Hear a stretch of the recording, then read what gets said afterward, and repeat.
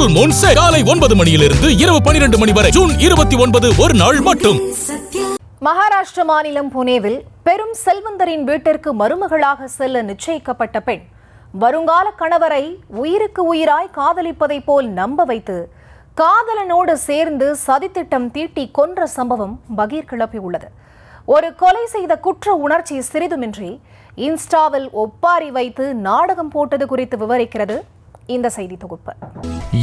இனிக்க பேசிக்கொண்டே வருங்கால கணவரை போட்டு தள்ளிவிட்டு இன்ஸ்டாகிராம் பக்கத்தில் ஓ காதலனே என ஒப்பாரி வைத்து ஓவர் ஆக்டிங் போட்ட இவர்தான் அந்த யம காதகி.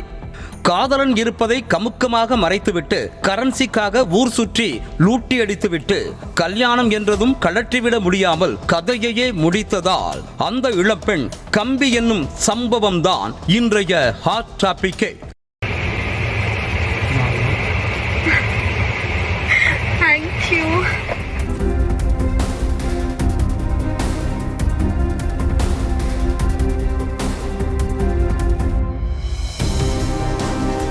புனேவைச் சேர்ந்த செல்வந்தர் குடும்பத்தைச் சேர்ந்தவர் இளம் தொழிலதிபர் கேத்தன் அகர்வால். கோடிக்கணக்கான ரூபாய் சொத்துக்களுக்கு சொந்தக்காரரான இவர் 26 வயதே ஆனாலும் ரியல் எஸ்டேட் துறையில் கொடிகட்டி பறந்ததாக கூறப்படுகிறது. கேத்தனுக்கும் சியா கோயல் என்ற பெண்ணுக்கும் பிரம்மாண்டமான முறையில் நிச்சயதார்த்தம் முடிந்த நிலையில் நவம்பர் மாதம் உதய்பூர் அரண்மனையில் திருமணத்திற்கான தடல் புடல் ஏற்பாடுகள் ஒரு பக்கம் நடைபெற்று வந்தன.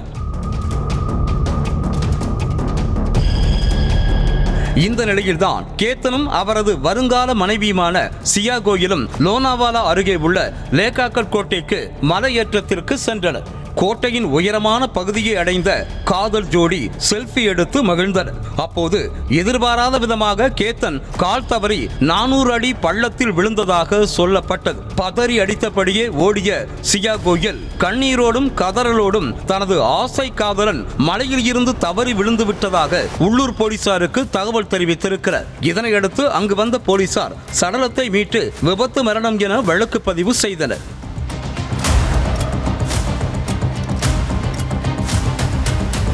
கேத்தனின் மறைவால் கடும் மன உளைச்சலுக்கு ஆளானதாக இன்ஸ்டாகிராமில் பதிவிட்ட சியா கோயல், என் பிறந்த நாளன்றே நீ என்னை விட்டு போய்விட்டாய். நம் திருமணம் இவ்வளவு நெருக்கத்தில் இருந்த போது நீ சென்று விட்டாய். ஏன் எனக்கு இப்படி செய்தாய் என்று என்னால் இன்னும் புரிந்து கொள்ள முடியவில்லை. நான் உன்னை இவ்வளவு நேசித்த போது ஏன் என்னை விட்டு சென்றாய்? உன் ஆன்மா சாந்தி அடையட்டும் என்று அந்த பதிவில் குறிப்பிட்டிருந்தார்.